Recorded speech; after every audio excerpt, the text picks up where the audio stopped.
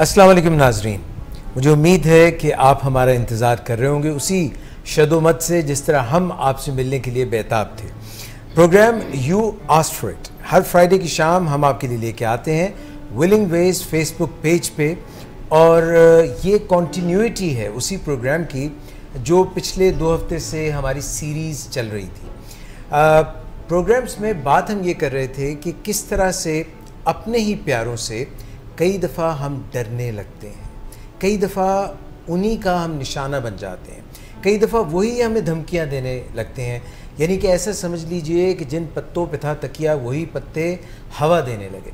और इस ज़िम्न में डॉक्टर सदाकत अली जो हमारे CEO हैं, विलिंग वेज के एडिक्शन साइकियाट्रिस्ट हैं, उन्होंने बड़ी तफसील से खोल कर इस तमाम सिनेरियो के मुतालिक बताया। और अलावा अज़ीं हमारे साथ जितनी भी टीम मौजूद थी प्रोग्राम के दौरान, मुख्तलिफ़ साइकोलॉजिस्ट की, साइकियाट्रिस्ट की, उन्होंने भी अपनी आरा का इजहार किया। आज जो है मंजरनामा कुछ थोड़ा सा जो है बदला भी हुआ है और नया भी है। जब नारा हो नए पाकिस्तान का, तो हमारा मंजरनामा कैसे नया ना हो, ये मुमकिन नहीं है, क्योंकि जो भी काम करना चाहिए हम आहंग होकर करना चाहिए। डॉक्टर सदाकत अली मेरे साथ तशरीफ़ रखते हैं। डॉक्टर साहब, इससे पहले कि मैं लोगों अपने जो बाकी शुरका हैं उनका नाम भूलूं और इंट्रोड्यूस भी कराऊं, मगर मैं अपनी सी कोशिश ज़रूर करूंगा, क्योंकि आज भी आप काउंसलिंग में एक साहब को कह रहे थे कि जब कदम आगे बढ़ाना है तो फिर आगे बढ़ाना है, पीछे नहीं हटना।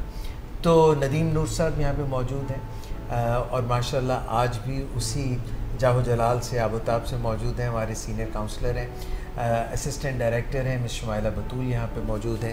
इधर में सामना नवाज़ हैं और हमारे कंसल्टेंट साइकियाट्रिस्ट हैं डॉक्टर अमानुल्लाह। एक इजाफ़ा जो है वो हमारे आपको थोड़ी देर में हम मुलाकात भी कराएंगे। हमारे पास सरप्राइज़ भी है, और वो सरप्राइज़ जो है बहुत ही इंटरेस्टिंग लगेगा। आप प्रोग्राम देखते रहिए। मौजू हमारा जो है वो बहुत ही गंभीर है, मगर उसमें दरमियान में जो है एक ब्रेक आएगी और you will really love it, enjoy it. I can assure you, you can bat on it. Doctor साहब, जो हम बात कर रहे थे कि अपने ही प्यारों से कभी कभी डर लगने लग जाता है। अगर हम इसको अंग्रेज़ी ज़ुबान में यूँ कहें कि अपने ही घर में कुछ लोग डिसरप्टिव बिहेवियर शो करते हैं।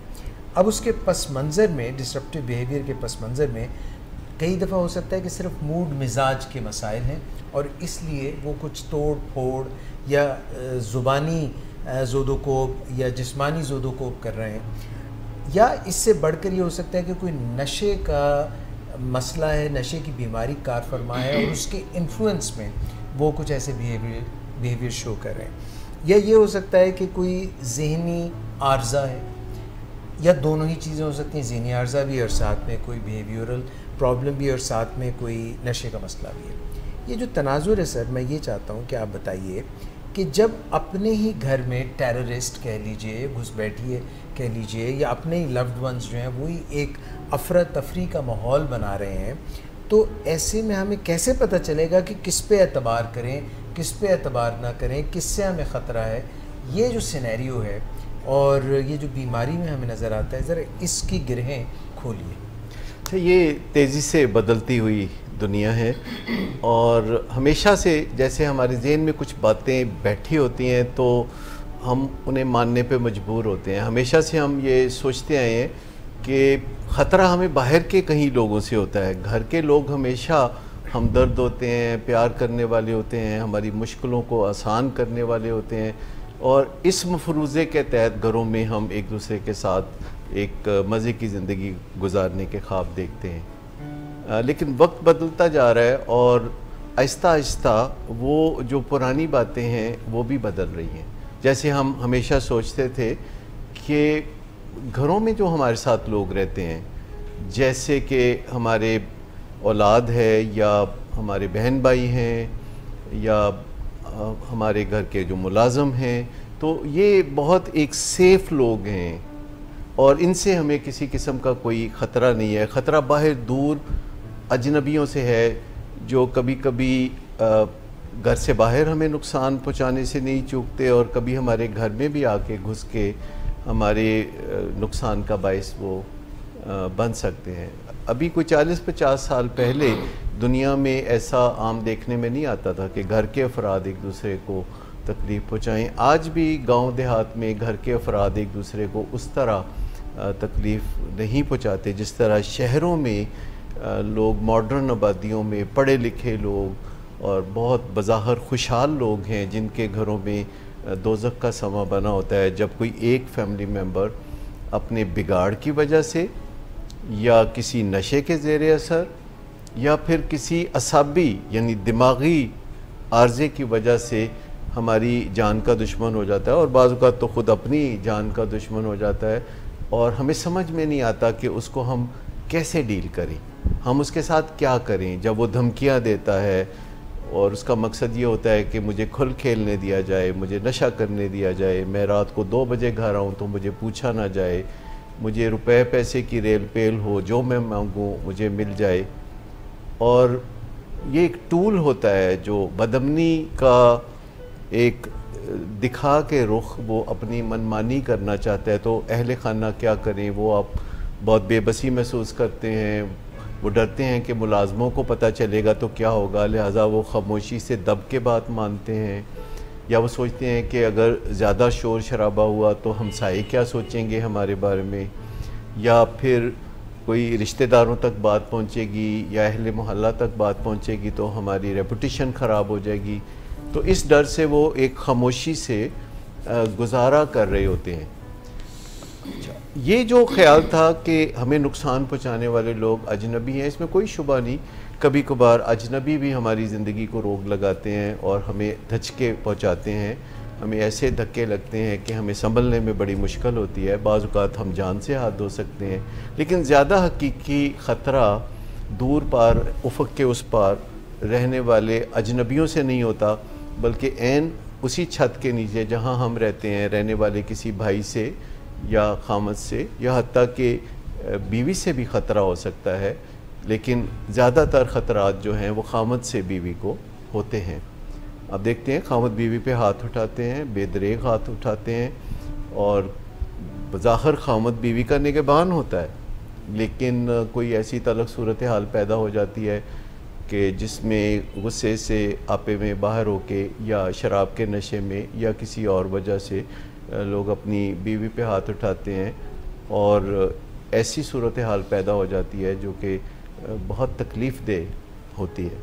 सो सबसे पहले तो हमें ये देख लेना चाहिए अपनी ज़िंदगी में कि जो लोग भी हमारी ज़िंदगी में करीब के लोग हैं तो उनकी कोई सिक्योरिटी क्लियरेंस आपके ज़हन में होनी चाहिए। सिक्योरिटी क्लियरेंस सर, अपने लोगों की सिक्योरिटी, वो अगर एयरपोर्ट पे जा रहे हो, कोई उनका एग्ज़िट लिस्ट में नाम हो कि भाई इनको बाहर नहीं जाने देना, या बाहर को ठप्पा लगवा के अंदर के भी, घर में कैसे सिक्योरिटी का बंदोबस्त किया जाए और कौन सी लिस्ट बनाई जाए? देखिए, एयरपोर्ट पे भी जब तलाशियाँ ली जाती हैं और तमाम किया जाता है कि ऐसी हसास जगह पे कोई ऐसा बंदा ना आ घुसे जो कि हमारे हवाई सफ़र के निज़ाम को दरम बरम कर दे, तो हर बंदा तो एयरपोर्ट आने वाला ऐसा नहीं होता। हज़ारों में से कोई एक होगा, लेकिन उसकी खातर एक निज़ाम वज़ा किया जाता है। इसी तरह जहाज़ में सीट बेल्ट बांधी जाती है। जहाज़ में सफ़र बड़ा महफूज सफ़र होता है और रोज़ाना करोड़ों लोग जहाज़ में सफ़र करते हैं और तमाम लोग सीट बेल्ट बांधते हैं महज एक ख़दशे की बुनियाद पर कि अगर कभी फ़ज़ाई सफ़र में ख़तरा हो तो हमारी जानों को बचाया जा सके। तो घर में भी हमें देखना चाहिए कि कौन हमारे मुलाज़म हैं या दीगर बहन भाई हैं या बीवी या खामद है, तो हमें संजीदगी से ये सोचना चाहिए कि हमें उनमें से किसी से कोई ख़तरा तो दरपेश नहीं, इस बिना पे कि कोई बिगड़ा हुआ है या जायदाद का लालच रखता है। घरों में जायदाद के बंटवारों के मसले भी होते हैं और उससे लोग एक दूसरे की जान के दुश्मन बन जाते हैं। और या कोई खामद से बीवी को ख़तरा तो नहीं है, क्या उसकी हिस्ट्री है मारपीट की और मारपीट के बाद वो कहता है मैं प्यार बहुत करता हूँ, और आप उस प्यार के सहारे उसकी मारपीट को मोहब्बत का कोई अंदाज़ समझने लगते हैं। मोहब्बत का कोई अंदाज़ हो सकता है इजाद भाई जिसमें दोल दप्पा जी सर उस सरापा नाज का शेवा ना था? सर पहली बात तो वैसे मैं ये आपका सवाल जो है इसका भी जवाब देने की कोशिश करता हूँ, मगर सिक्योरिटी रिस्क पे आपने ज़रूर बताना है कि कौन कौन से लोग हैं जिनसे हम इंटरेक्शन कर रहे हैं, बेटा है, बेटी है, खामद है, बीवी है, ये कब सिक्योरिटी रिस्क बन जाता है? 1 नंबर 2 सर ये तो बिल्कुल ऐसे ही है जिस तरह खुदा ना खास्ता किसी से बहुत प्यार हो, बहुत मोहब्बत हो, पहले आप उसको कोई धूल धप्पा करें, मारें, जब उसको अच्छी तरह चोटें लग जाएं, नील लग पड़ जाएं, तो फिर उसके बाद आप उनको मरहम भी लगाएं, डॉक्टर के पास भी लेके जाएं। I don't think so it is a very healthy behaviour.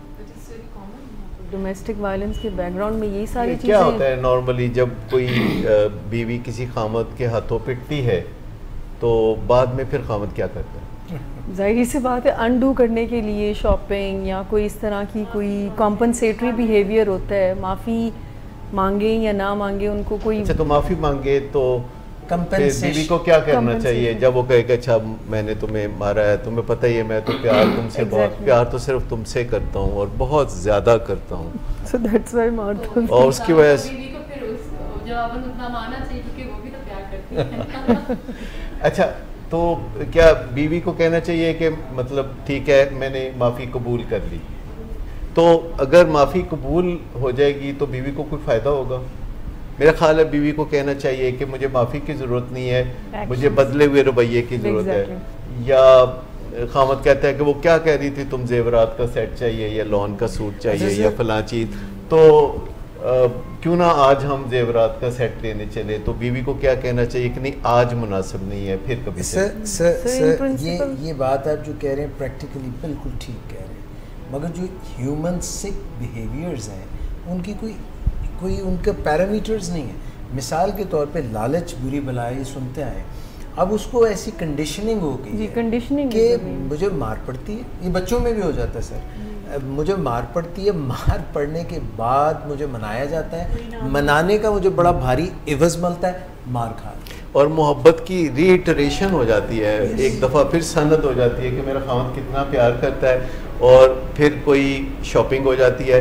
जब ये सारे काम हो जाते हैं तो साइकिल नए सिरे से फिर स्टार्ट हो जाती है, क्योंकि ये रीइंफोर्स हो गया मामला एक दफ़ा, और फिर 2-4 दिन अच्छे गुजरते हैं, ये साइकिल का इब्तदाई हिस्सा है, उसके बाद फिर कुड़कुड़ शुरू होती है, फिर माथे पे त्योड़ियाँ आती हैं, फिर रूड बिहेवियर होता है, फिर घूरियाँ धमकियाँ, और फिर ब्लास्ट होता है, धमाका होता है, मार पिटाई होती है, उसके बाद नील पड़ते हैं, चोटें लगती हैं, और फिर कोई गिल्टी फील करता है और फिर कहता है तुम्हें पता है मैं कितना प्यार करता हूँ तुमसे। सो पहली बात तो यह है कि ऐसे मौक़ों पे जब कोई अपने प्यार का इजहार करता है तो आप उस चीज़ को एक्नॉलेज नहीं करते, आप समझते हैं, आप बताते हैं कि ये जो सलूक आप करते हैं इसकी रोशनी में प्यार की कोई रमक जो है वो नहीं पाई जाती, और कहते हैं नहीं मुझे माफ़ कर दो, अगर मुझे माफ़ कर दो तो आइंदा मैं ऐसे नहीं करूँगा। तो उसका जवाब ये है कि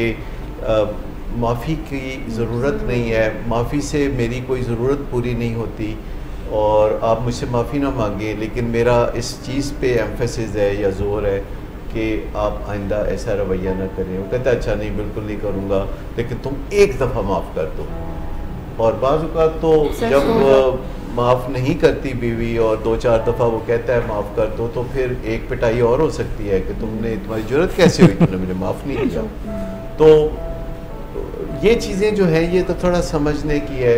और फिर जब वो कहता है शॉपिंग करने चलते हैं या वो जेवर का सेट जो तुमने कहा था वो बड़ा पसंद आया, तो अब बोले कि आज नहीं, इस मौके पे नहीं, मैं फिर किसी वक्त आपको याद दिलाऊंगी मुनासिब मौके पे, तो फिर इंशाल्लाह जेवर का सेट भी लेंगे। लेकिन एक और बात भी मैं चलते चलते कहूँ कि अगर कभी भी खामद कहे कि मैं तुम्हें मारूंगा, तो आगे से उसको बिल्कुल चैलेंज मत करें कि हाँ तुम मार के दिखाओ, क्योंकि उससे कोई फ़ायदा नहीं। कि ख़वातीन कहती हैं मेरे 6 भरा नहीं एडे बड़े मार के वहाँ, तो उस वक्त मौजूद नहीं होते, वो मौजूद नहीं होते। और वैसे भी भाइयों को जब नौबत पहुँचती है बताने की तो वो कहते हैं हमारे बहनोई हैं खैर से, तो उनसे कार्य चाहिए। हाँ, फिर यह है कि ज़्यादातर मर्द समझते हैं कि ये कोई नहीं है, उनका कोई हक होता है। तो मैं बता दूंगा किसी मर्द का कोई हक नहीं होता कि वो अपनी बीवी पे हाथ उठाए, वैसे वर्सा बीवी का भी हक नहीं होता कि खामद पे हाथ उठाए, और भाइयों का भी कोई हक नहीं होता। करंटली तो ये ट्रेंड आ रहा है वाइफ्स भी और मतलब हाँ, fights आजकल तो वगैरह। करंटली तो हमने देखा है कि Trend तब्दीली आ रही है कि दोनों तरफ से मतलब ये हो जाता Physical है। fights लेकिन मैं आपको बताऊँ कि भाई का भाई पे हाथ उठाने का भी हक नहीं, माँ बाप का औलाद पे हाथ उठाने का हक भी नहीं है। मिसाल के तौर पर अगर बच्चा बड़ा है, आपकी बात समझ सकता है, तो हाथ उठाने की कोई ज़रूरत ही नहीं है। और अगर बच्चा अभी बहुत छोटा है, जैसे 1 साल का है और बातचीत नहीं समझ सकता, तो फिर तो मेरा ख्याल है हाथ उठाने की बिल्कुल कोई ज़रूरत नहीं है। आप किसी ना किसी तरीके से कम्युनिकेट करते हैं और अच्छा, छोटे अपने बच्चों पे भी इंसान होने का फ़ायदा उठाते हैं, क्योंकि इंसानों को लड़ने की बजाय बेहतरीन ऑप्शन पे जाना चाहिए, और बेहतरीन ऑप्शन जो है वो बातचीत करना। तो छोटे बच्चों पे भी नहीं हाथ उठाना चाहिए क्योंकि वो बात समझते नहीं है, और बीवी बड़ी पे भी नहीं हाथ उठाना चाहिए क्योंकि वो भी बात नहीं समझती। हाँ, तो अगर बहुत हाथ उठाने की जी चाहे तो बाहर जाएं, कोई बॉक्सर हो, चैंपियन हो, कोई पहलवान हो, कोई जूडो कराटे का माहिर हो, एसपी सिटी हो, या कोई भारी भरकम डीपीओ हो, तो उसको उसके ऊपर हाथ उठाएं, फिर देखें क्या होता है। तो फिर देखें कि आपको यानी पक्का पता चल जाएगा कि ये काम ठीक नहीं है। ठीक नहीं है ये काम, अगर तजर्बे से ही आप कुछ गुजरना कहना चाहते चाह रहे हैं डॉक्टर मानुल्लाह, आप कुछ बात कहना चाह रहे हैं? राइट फोरम पे ये सब करना चाहिए ताकि आगे जैसे से अभी आपने Right forum पर violence- fighting करनी चाहिए। जैसे आपने अभी डोमेस्टिक वायलेंस की एक शक्ल का जिक्र किया जिसमें मर्द हज़रात ख़वातीन पर हाथ उठाते हैं, तो इसी तरह हमें घरों में मैं नशे की बीमारी के तनाजुर में भी कुछ बात करना चाहूँगा। इसी तरह आम तौर पर नशे के मरीज़ की तबीयत में बीमारी के बढ़ते ही बहुत ही एग्रेशन और धौंस धांधली और अपनी बात मनवाने के लिए एग्रेशन का इस्तेमाल, जिसमें दरवाज़ों को बैंग करना या गाड़ी को ठुड्डा मारना या ऊंची आवाज़ करना, ये तो आम है ही। लेकिन जब उनकी ज़रूरतें और उनकी मजबूरियां और बढ़ती हैं, जब उन्हें अपने नशे का गोरख धंधा चलाने के लिए और पैसों की ज़रूरत होती है, तो they resort to extreme means to.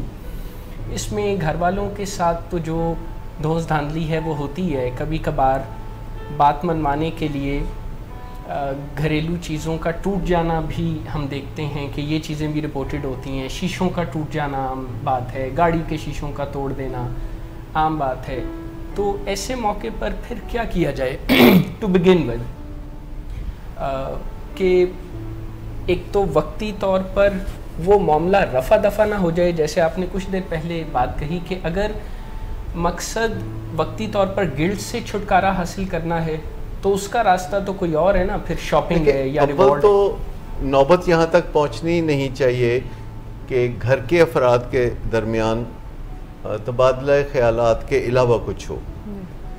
बातचीत होनी चाहिए और फौरी के फौरी होनी चाहिए, क्योंकि जो बात आप ठंडे माहौल में नहीं कर सकते वो फिर आप गर्म माहौल में भी ना करें। बाज़ औक़ात हम लोग चाहते हैं कि हमारे अंदर किसी वजह से गुस्सा खूब जमा हो जाए और उस गुस्से की एनर्जी से फिर हम इतना इनिशिएटिव अपने अंदर पाते हैं कि हम अपने पुराने गिले शिकवे भी निकाल के लाते हैं और उनको बड़े ज़ोरदार और हार्श तरीक़ों से बताते हैं।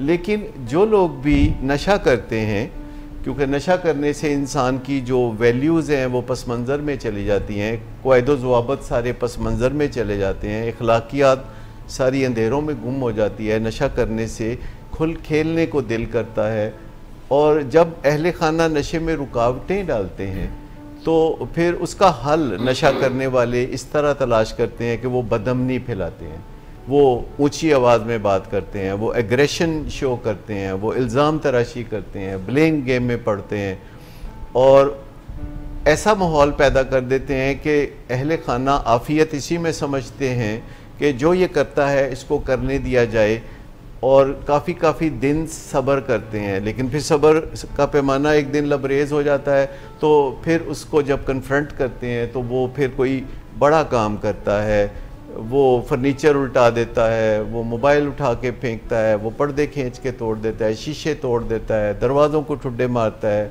एक मासूम बिल्ली बीच में आ जाए तो एक ठुड्डा उसको भी पड़ जाता है। तो ऐसे में घर वाले फिर सहम जाते हैं और कुछ अरसे के लिए वो खामोशी से उसको जो वो करता है वो करने देते हैं। और आपके ख्याल में घर वाले ऐसे मौके पे जब कोई तोड़ फोड़ करके फारिग होता है तो फिर अहले खाना आमतौर पर क्या करते हैं भला?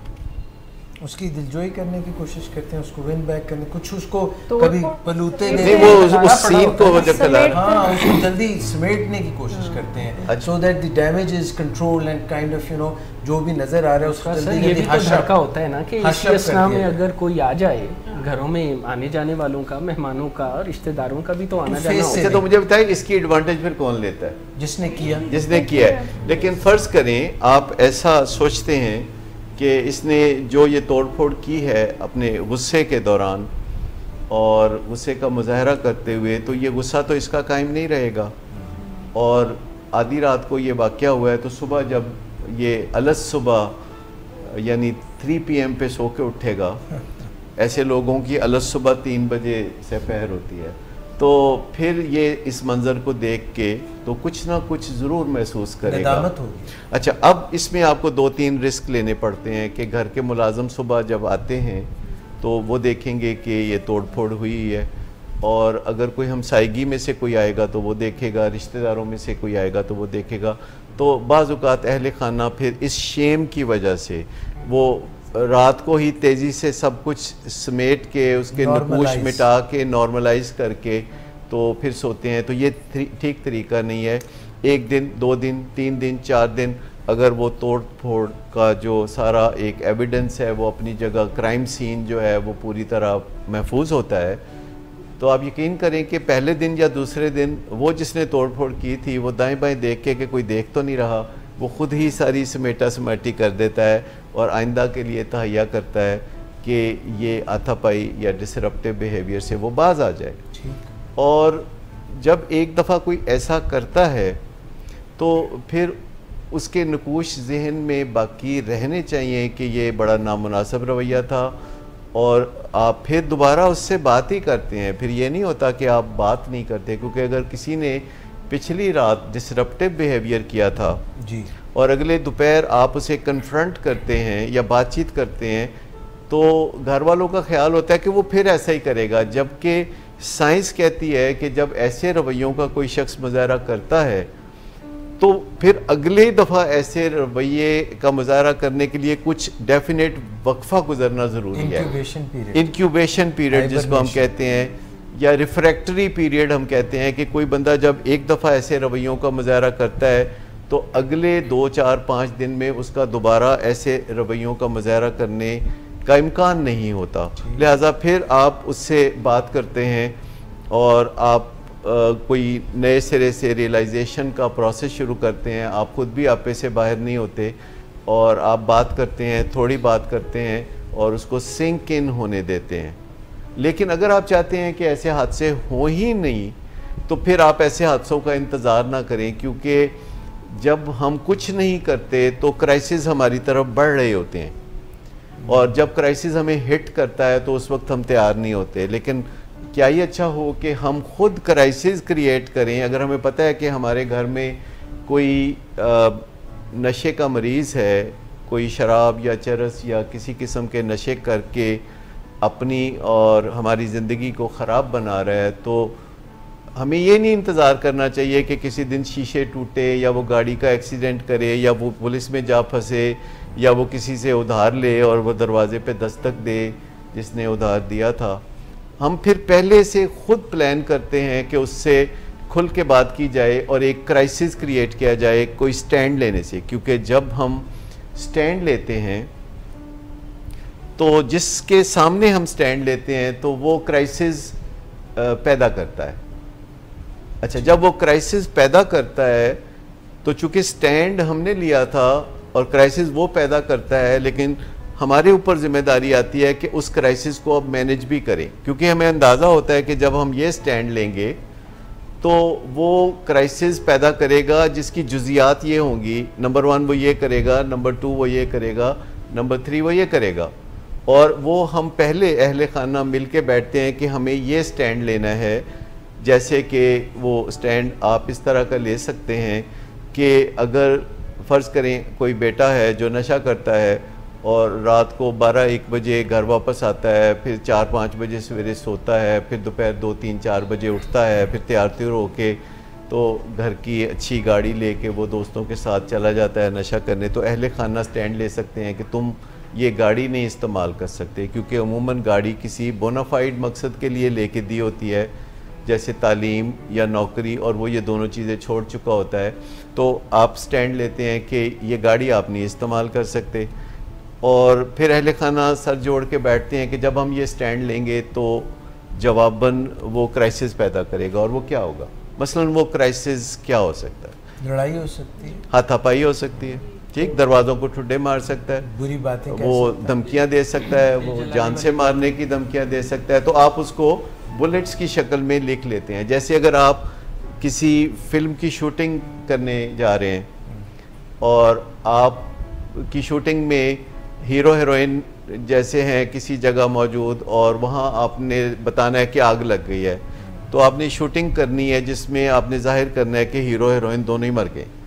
तो क्या शूटिंग में आप वाकई अपने हीरो हीरोइन को मार देंगे, या उनके बचाने का बीच में कोई दरपर्दा आप रास्ता रखेंगे? असल में तो रास्ता रखेंगे, मगर वहाँ पे शो करेंगे और पहले से लिखा होता है सीन नंबर 203, उसमें ये प्रॉप्स होंगी, ये करैक्टर्स होंगे। और अगर आग लगनी है तो फायर ब्रिगेड का बंदोबस्त होगा और एक्सटिंग्विशर, फायर एक्सटिंग्विशर, ये सारी चीज़ें होंगी ताकि किसी को कोई चोट ना लगे। जैसे दरिया का सीन या समंदर का सीन होगा या पहाड़ी होगा, तो जैसे शूटिंग करते हुए आप एंटिसिपेट कर सकते हैं कि सीन का ये तकाजा है। तो घरों में भी जब ऐसे माहौल बन जाते हैं जिसमें कोई बंदा वक्तन फ़वक्तन क्राइसिस पैदा करता है, तो आप उस क्राइसिस को रिज़ॉल्व करने के लिए कुछ बंदोबस्त करके रखते हैं। और बंदोबस्त करने से पहले आपको क्राइसिस की एग्जैक्ट प्रिसाइज नेचर का पता होना चाहिए कि ये वो चीज़ करेगा।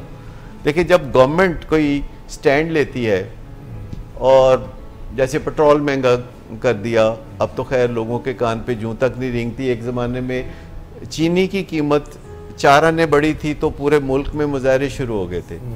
तो अगर फ़र्ज़ करें गवर्नमेंट कोई स्टैंड लेती है, तो गवर्नमेंट को डर है कि अगले दिन लोग जो हैं सड़कों पे आके तो क्राइसिस पैदा करेंगे किसी ख़ास मकाम पे। तो गवर्नमेंट क्या करती है? सर कंटेनर लगा देते हैं, कंटेनर लगा देते हैं, पुलिस को वहाँ खड़ा कर देते हैं, आंसू गैस का बंदोबस्त कर लेते हैं, रबर की गोलियां, पहले तो सचमुच की गोलियां होती थी, गिरफ्तारियां पहले ही जो शरारती किस्म के लोग हैं वो उनको वो पहले ही पकड़ा पकड़ी शुरू कर देते हैं।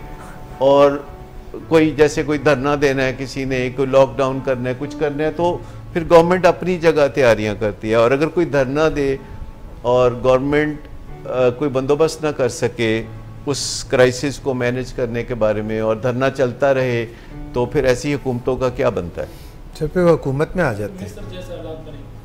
फिर वो जिस हुकूमत की रिट कोई नहीं, वो हुकूमत कायम नहीं रहती। याद रखें कि जिस हुकूमत की रिट कोई नहीं है वो हुकूमत कायम नहीं रह सकती। और घर में अगर माँ बाप की रिट नहीं है तो घर का नज़्म व नस्क नहीं रह सकता, माँ बाप की हैसियत भी ख़तरे में होगी।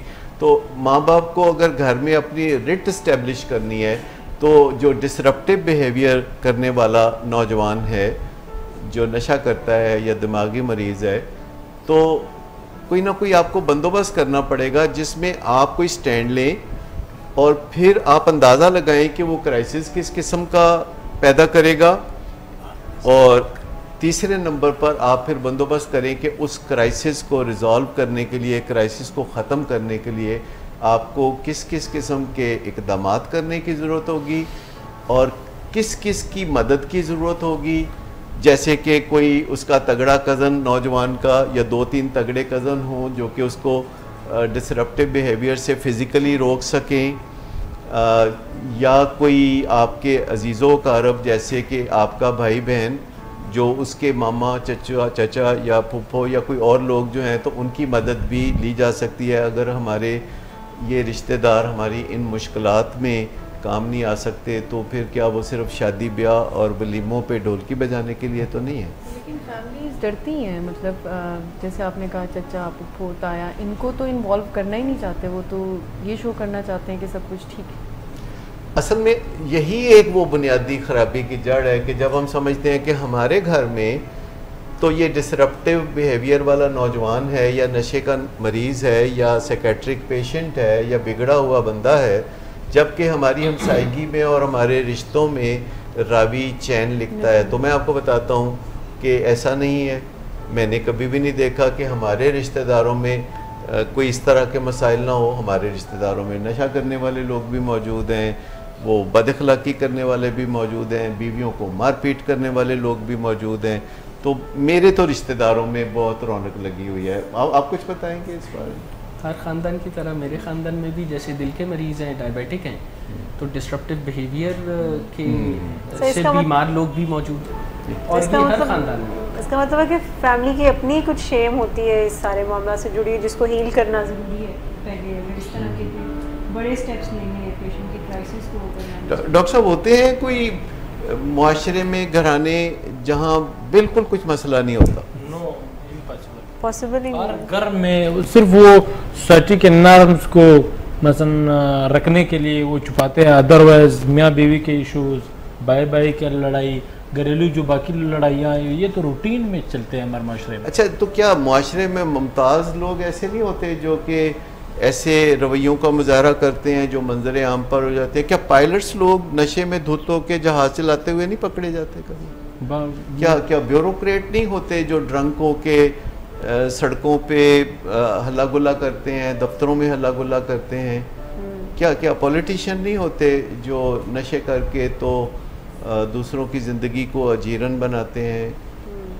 ये सब नॉर्मल सी चीज़ नहीं हो गई है। लोग इस चीज़ को इतना प्रॉब्लम शायद कंसीडर ही नहीं कर रहे। वो कह रहे हैं कि जी ड्रंक होकर काम करना कोई प्रॉब्लम ही नहीं है, बिकॉज समहाउ तो वो अपने काम को पूरा कर ही रहे होते हैं। देखिए, अगर आप सिर्फ 1-5 के रिकॉर्ड देख लें, हालांकि हमारे यहाँ लोग 1-5 को कॉल करना बहुत बुरा समझते हैं, लेकिन अगर आप 1-5 के रिकॉर्ड देख लें जो लोग कॉल करते हैं और अपने अहले खाना के हाथों परेशानियों का जिक्र करते हैं और पुलिस की मदद तलब करते हैं, तो आपको इतने बड़े अदादो शुमार सामने आएंगे कि आप हैरत ज़दा रह जाएंगे। और ये बहुत महज़ब तरीका है और महज़ब मुल्कों का तरीका है, महज़ब मुआशरों का तरीका है कि घर में हाथापाई तक नौबत ना पहुँचे, और अगर कोई शख्स तजावज़ करता है तो आप 1-5 पे या इस तरह की किसी लाइन पे कॉल करते हैं और आप बताते हैं कि आपके घर में आपको, आपकी इज़्ज़त को, आपके जान और माल को ये ख़तरा लाहक है, और फिर ये उनके ऊपर छोड़ते हैं कि वो उस मसले को कैसे हल करें। घरों में अक्सर व बेशतर हम देखते हैं अपनी रोज़मर्रा प्रैक्टिस में कि जो नौजवान नशे की बीमारी में मुब्तला होते हैं वो अपने माँ बाप की जान के दुश्मन बने होते हैं। वो माँ बाप को खुलेआम धमकियाँ देते हैं और वालिदैन उन धमकियों को एक लाडले बेटे की धमकी समझ के इग्नोर करते हैं। ये आई थिंक बहुत ख़तरनाक चीज़ है। अगर हमारा ख्याल है कि कत्ल गारत सिर्फ बाहर के लोगों के हाथों होती है तो अदादो शुमार इससे इत्तफाक नहीं करते। दुनिया में हर साल 5 लाख लोग मर्डर होते हैं और उनमें से कम से कम 4.5 लाख लोग जो होते हैं वो करीबी अजीज़ों अकारब के हाथों मर्डर होते हैं। और 5 लाख लोग जहाँ मर्डर होते हैं तो 10 लाख लोग दुनिया में अपने हाथों अपनी जान ले लेते हैं। यानी अगर लोग अपने हाथों अपनी जान ले सकते हैं तो इसमें कौन से तअज्जुब की बात है कि वो किसी दूसरे की जान ले लेते हैं, जो उनका भाई हो सकता है या रिश्तेदार हो सकता है। सो वो जो हम सिक्योरिटी क्लियरेंस की बात कर रहे थे कि हमारी ज़िंदगी में जितने भी लोग हैं, जैसे हम कितना एहतमाम करते हैं अजनबियों से बचने के लिए, घर के ऊपर बाड़ लगाते हैं, फिर हम कुत्ते रख लेते हैं। जो कुत्ता ना रखने की तौफीक रखता हो, कुत्ता रखने की तौफीक ना रखता हो तो वो कुत्ते के भौंकने की रिकॉर्डिंग रख लेते हैं, सारी रात वो रिकॉर्डिंग चलती रहती है तो ये तासुर मिले कि हमने कुत्ता रखा हुआ है। या फिर गार्ड्स रखने का रवाज कितना ज़्यादा है आप देखिए। और ये सब कुछ जो एहतमाम हम करते हैं ये अजनबियों से तकलीफ़ पहुंचने से बचने के लिए करते हैं।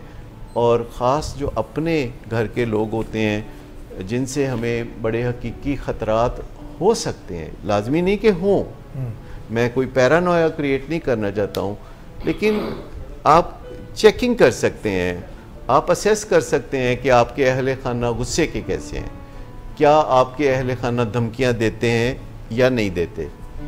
क्या वो आपको कहते हैं कि वो बहुत बुरे हैं और उनसे बुरा कोई ना होगा? जैसे लोग फ़ख्र से कहते हैं कि अगर तुमने ये नहीं किया तो मैं हाथ उठाऊंगा, अगर तुमने ये किया तो फिर मुझसे बुरा कोई ना होगा। जब कोई कहता है कि फिर कोई मुझसे बुरा ना होगा तो आप उसकी बात के ऊपर पूरा यकीन कर लें, क्योंकि ये ख़राब ज़हनी सेहत की अलामत है कि इंसान अपने बारे में गलत मनफी जंकी प्राइड का इजहार करे कि वो बहुत गुस्से वाला है या वो बहुत ख़तरनाक है। अगर वो कहता है कि मैं छोड़ूंगा नहीं आपको, कोई आपको धमकियां देता है, तो आप इस बात को सरसरी तौर पर ना लें। अगर वो ये बाद में कहे कि वो तो मैं गुस्से में था, तो आप इस एक्सक्यूज़ को मानने से इनकार कर दें, क्योंकि जो ख्याल ठंडे में नहीं ज़ाहिर किया जा सकता वो गर्म में ज़ाहिर किया जा सकता है। सो वो ख्याल बहरहाल अंदर मौजूद है। सो सिक्योरिटी क्लियरेंस के लिए ज़रूरी है कि आप अपनी ज़िंदगी में जो मौजूद लोग हैं, जो अहले खाना हैं, जो आपके महल्ले में लोग रहते हैं, जो दोस्त अहबाब हैं या आपकी वर्क प्लेस पे आपके साथ काम करते हैं, तो उनकी लिस्ट बना के तो आप उनकी सिक्योरिटी क्लियरेंस कर लें। बाय एंड लार्ज जब आप अपनी ज़िंदगी में मौजूद लोगों की लिस्ट बनाएंगे तो उसमें से 80% लोग फौरी तौर पर नज़र आ जाएंगे कि जो बहुत इनोसेंट और बहुत अच्छे लोग। 16% लोग होंगे जो थोड़ी बहुत आपके साथ छोटी मोटी ज़्यादतियाँ अड़फस कर सकते हैं, आपके हकूक़ को गसब कर सकते हैं और आप को तंग कर सकते हैं थोड़ा बहुत। लेकिन 4% लोग लाजमन मेरी और आपकी ज़िंदगी में होंगे कि जिनसे हमें हकीकी ख़तरात लाहक हो सकते हैं। जब हम क्लियरली इनको 3 हिस्सों में बांट देते हैं कि 80% बिल्कुल मासूम लोग, तो आपका झुकाव उधर हो जाएगा। फिर 16% लोग जो किसी न किसी मौके पे गुस्से गिले में या किसी भी तंगी में आपके साथ बुरा सलूक करते हैं, तो उनसे बस ज़रा मोहतात रहिए। लेकिन एक 4% लोग हैं जो जिनके बारे में आपको विजिलेंट रहने की ज़रूरत है और अपने बचाव की तदाबीर सोच के रखने की ज़रूरत है, जिनसे आपको जिस्मानी दूरी या नफ्सियाती दूरी की ज़रूरत है। एक मिनट रोक लिया जाए यहाँ पर। इस वक्त हम एक छोटी सी ब्रेक लेंगे क्योंकि हमने काफ़ी लंबी गुफ्तगू कर ली है और हमने आज एक सरप्राइज़ का भी एहतमाम किया है। ये जो सवाल है ये आपने संभाल में तर्किश में तीर की तरह रखना है और आपने नहीं संभालने, आप तर्किश से तीर चलाने शुरू करें। और जो है 4% लोग जो हैं इनसे क्या एहतमाम किया जाए कि इनसे हमें नुकसान ना पहुँचे, ये डॉक्टर सदाकत से हम पूछेंगे। मगर सर और हमारे जो बाकी पार्टिसिपेंट्स हैं, हमने यहाँ पर एक ज़बरदस्त आपके मनोरंजन के लिए गाने का एहतमाम भी किया है। आप जानते हैं सुल्तान साकिब बलोच साहब तो विलिंग वेज टीम का हिस्सा हैं ही, मगर जो है हमने और भी हमारे साथी आज जो हमें ज्वाइन कर रहे हैं, हमारा म्यूज़िक डिपार्टमेंट और ख़ास हमारा जो है ये गाने का सिलसिला, हमारे जो पेशेंट्स हैं उनको रिलैक्स करने के लिए। और ये म्यूज़िक आपको नहीं, आप अपने म्यूज़िक डिपार्टमेंट की बात कर रहे हैं, तो पहली दफ़ा हमारा जो म्यूज़िक डिपार्टमेंट है वो हम इस प्रोग्राम के अंदर मंजर आफ्टर द ब्रेक। बिल्कुल, एक छोटी सी ब्रेक के बाद हम मुलाकात करा रहे हैं, बल्कि गाना सुनवा रहे हैं। हमारे साथ रहिए। बेचैनी इसका हमें तदारक करना है जी। और दूसरी बात यह है कि हमें सेरोटोनिन को अप रखना है ताकि खुशी भी ऊपर के दर्जे पे रहे और जोश को भी पूरा रखना है ताकि ज़िंदगी का एहसास बाकी रहे। और शराब चूँकि इन तीनों किस्म के लोगों की ज़रूरत को पूरा करती है, या अगर एक ही बंदे में ये तीनों मामले हों तो इसको भी वो पूरा करती है, तो जो भी इसके चक्कर में फंसता है फिर इसका गर्विदा होकर रह जाता है और फिर कोई बात वो सुनने के लिए तैयार नहीं होता। शराब पीने के बाद जिन लोगों को मसाइल होते हैं, जिनका मेटाबॉलिज्म ख़राब होता है, वो शराब पीने के फ़ौरन बाद नहीं होते, किसी को घंटा 2 घंटे बाद होते हैं, किसी को अगले दिन सुबह जाके वो होते हैं। और उनको फ़ायदा अलग से क्लियर नज़र आता है। जब वो शराब पीते हैं तो उनको वो सब फ़ायदा नज़र आता है, उनकी बेचैनी कम हो जाती है, वो खुशियाँ मनाने लगते हैं और वो लोगों से कनेक्ट करने लगते हैं, और इन्हीं मकासद के लिए लोग शराब पीते हैं।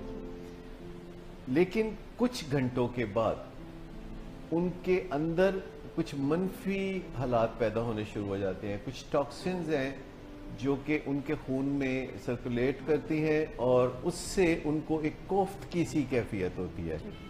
और इस कोफ्त की कैफियत को ठीक करने के लिए फिर जो करीब तरीन हल होता है वो मज़ीद शराब का इस्तेमाल है। वेलकम बैक नाजरीन। और मैं आपकी मुलाकात इससे पहले कि हमारे जो म्यूज़िक में हमारा साथ दे रहे हैं, गायकी में साथ दे रहे हैं, उनसे करवाने से पहले मैं बताऊं कि नदीम नूर साहब जो हैं, इनके अंदर भी एक छुपा हुआ टैलेंट मौजूद है और हम कोशिश करेंगे कि ये मिट्टी दा बावा जो है ये भी अपनी आवाज़ अपने कालिब से निकाले। मगर अभी ये बात की बात है, पहले जो है हम इधर सुल्तान साकिब बलोच जो हैं, इनसे तो आपकी मुलाकात है और हम आपको एक दफ़ा फिर से वेलकम कहते हैं। हमारे साथ जो हैं मिस नादिया शेख हैं, जिन्होंने हमें ज्वाइन किया है। Miss Nadia, welcome to willing ways. और असद साहब से तो हमारी मुलाकात रहती है कीबोर्ड पे, रिजवान जो हैं वो तबला पे हैं। और मैंने इनको ख़ास तौर पे मना किया था कि जब हम गुफ्तगू कर रहे हों, ख़ास तौर पे डॉक्टर साहब बोल रहे हो, तो बीच में मेरी वजह से तबला मत बजाइएगा, क्योंकि तबले की थाप पे मैं थरकने सा लग जाता हूँ। तो सर, कौन सा गाना आप सुनना पसंद करें? जो भी गाना हमें सुनाई को, आजकल का हिट गाना वो आतिफ असलम का एक गाना। सर हम तो ये, हाँ, हम ये बात कर रहे हैं थ्रू आउट कि घर में मारपीट या सिक्योरिटी ब्रीच नहीं होनी चाहिए, लड़ाई नहीं होनी चाहिए और दिल की बात होनी चाहिए। हाँ, दिल की बात कर लेनी चाहिए और early the better. Early the better. बहुत शुक्रिया डॉक्टर साहब, आपने मुझे इतने अच्छे तरीके से इंट्रोड्यूस करवाया है और इसलिए भी शुक्रिया कि आपने मुझे इतने अच्छे शो में बुलाया है, मुझे गाने का मौका दिया है। बहुत अच्छी डिस्कशन चल रही है नशे के मरीजों के हवाले से, बहुत ज़्यादा इन्फॉर्मेशन मिल रही है। मुझे तो ये भी पता चला है कि आपने मार्केटिंग में भी कोई मास्टर्स वगैरह कर रखा है। अब ये इसका कनेक्ट गाने से क्या है ये मुझे नहीं पता। ये मैं आपको बिल्कुल बताऊँगी, लंबी इस पर बात हो जाएगी, मैं ज़रूर बताऊँगी आपको प्रोग्राम के बाद। आपको सुल्तान भाई सर्दी तो नहीं लग रही? ठीक है। तो इतना अच्छा शो है, मेरी तरफ से आपको बेस्ट विशेज़ हैं। आप इतना अच्छा काम कर रहे हैं नशे के मरीजों के लिए, तो मेरी दुआ है कि आप लोग अपने मकसद में कामयाब हो। तो गाना जो डॉक्टर साहब बता रहे थे कि आतिफ असलम का बहुत अच्छा सॉन्ग है, मुझे खुद भी पर्सनली पसंद है, तो मैं इसको टॉपिक से भी थोड़ा सा रिलेट करूँगी। दिल दियाँ गल्लां, घरों में मामूलात समटाइम्स बिगड़ जाते हैं, मसले मसाइल हो जाते हैं, तो मारपीट झगड़ों की बजाय अगर हम बैठ के बात कर लें, आमने सामने मिस बैठ जाएं और मुकाबला कर लें कि कौन अच्छा गाता है। ये भी एक हेल्दी एक्टिविटी हो सकती है अगर ऐसा हो तो। बातचीत कर लेनी चाहिए घरों में, इससे माहौल खुशगवार होता था। घर में जब ठंडे ठंडे बात होती है तो उसमें सुरताल कायम रखा जा सकता है, लेकिन जब धींगा मुश्ती हो तो फिर सारा जिंदगी की सारी जो रिदम है वो खराब हो जाए। तो आप सब लोगों की इजाज़त से मैं शुरू करूँगी। मुझे उम्मीद है आपको और जितने भी सुनने वाले और देखने वाले हैं उनको पसंद आएगा। बहुत ही खूबसूरत गाना। डॉक्टर सदाकत की तरफ से मैं कहता हूँ इजाज़त है। बहुत शुक्रिया आपकी इजाज़त का। तो मैं स्टार्ट करती हूँ।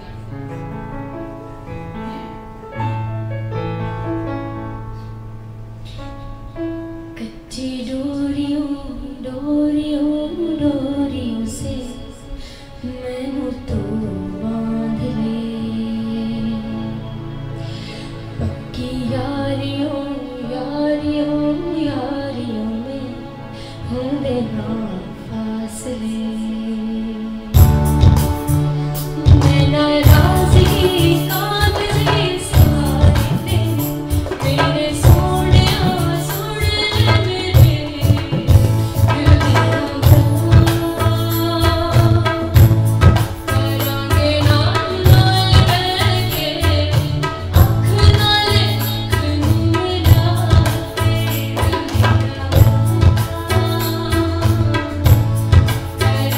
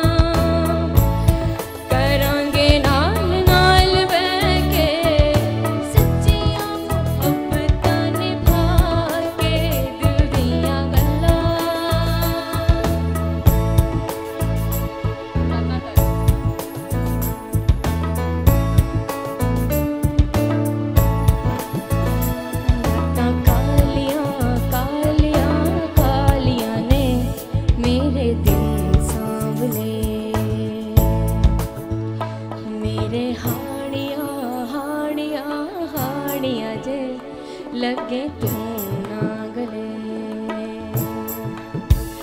मेरा आसमां आसमां दे न सुने, कोई ख्वाब ना पूरा बुने। दिल दियां गल्लां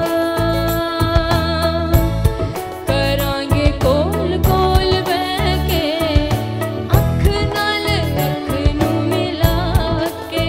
दिल दियां गल्लां करांगे रोज रोज बह के, सच्चियां मुहब्बतां निभा के। पता है मैनू क्यों छुपा के देखे क्यों, मेरे नाम से नाम मिला के। दिल दियां गल्लां करांगे रोज रोज बह के, सच्चियां मुहब्बतां निभा के। दिल दियां गल्लां करांगे नाल नाल बह के, सच्चियां मुहब्बतां निभा के। दिल दियां गल्लां। Thank you ji. जबरदस्त, वेरी नाइस, वेरी नाइस।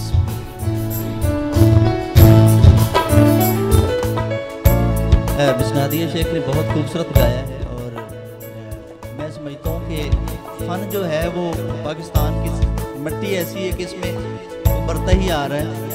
ये गाना आतिफ असलम के अलावा कई सिंगर्स ने गाया है, और जितने भी लोगों ने कवर किया है इसको, उन्होंने अपने अंदाज में खूबसूरत गाया है। तो जितना अच्छा इन्होंने गाया है, मेरे ख्याल में बहुत आपको मज़ा आया होगा। मैं भी बीच में छोटा सा देखिए, जिस तरह से एक रिले रेस होती है, रिले रेस जिस तरह 100 मीटर रिले रेस, 400 मीटर, उसमें एक जो है एथलीट भागता है भागता है भागता है, फिर एक लाइन तक आता है, लाइन पे वो जो अपना बैटन होता है वो दूसरे को पकड़ा देता है, फिर वो लेके आगे भागता है। तो आपके बीच में बात करने से मुझे याद आया, मेहदी हसन जिनका मैं बड़ा मद्दाह हूँ, तो वो जर्मनी में एक दफ़ा वो गाना गा रहे थे, तो वो बड़ा इन्हमाक से लोग सुन रहे थे, तो तूफ़ान बादो बारां शुरू हो गया, बर्फ़बारी शुरू हो गई, तो उन्होंने फ़ौरन कहा कि अच्छा मैं सुर बदलता हूँ तो मौसम ठीक हो जाता है। तो इस तरह का कोई काम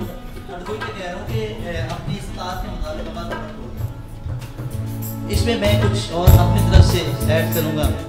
वो बड़े सीनियर लोग हैं जिन्होंने गाया, लेकिन मैं कोशिश में भी थोड़ी सी करूँगा।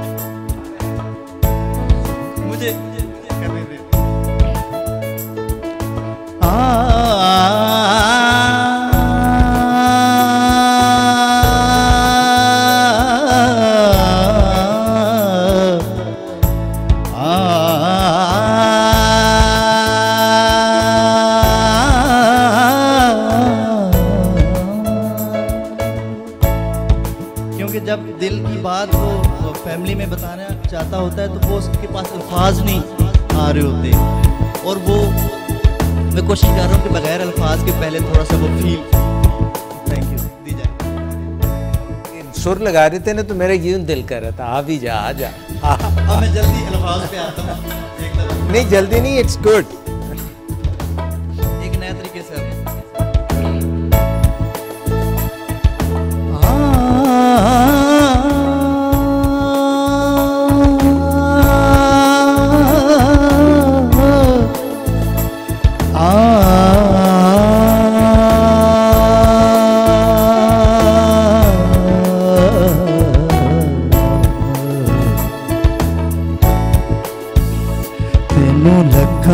छुपा के रखा अखा च सजा के, तुम्हें मेरी वफा रख अपना बना के, मैं तेरे लिया यारा ना पावी कदी दूरियां।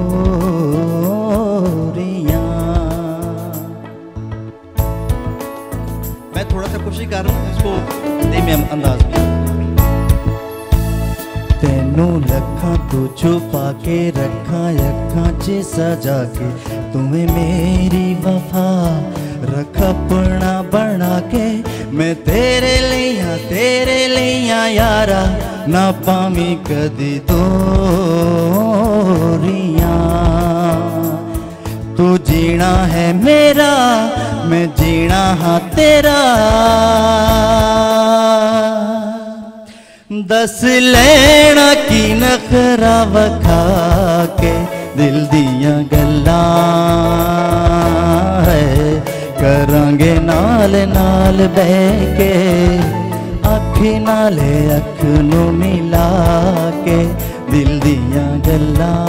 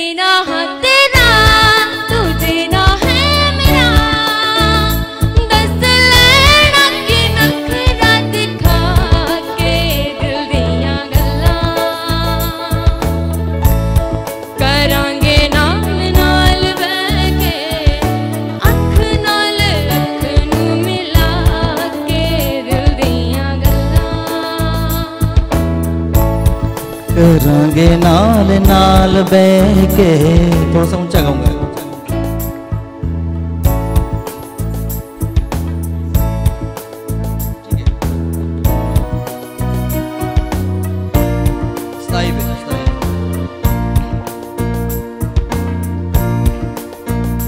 कच्ची डोरियों डोरियों डोरियों से मैनू तो बांध ले, पक्की यारियों यारियों यारियों में होंदे ना फासले, ऐ नाराजगी कागजी सारी तेरी, मेरे सोनिया सुन ले मेरी दिल दियां गल्लां है, करांगे नाल नाल बह के, अख नाले अख नू मिला के, दिल दियां गल्लां।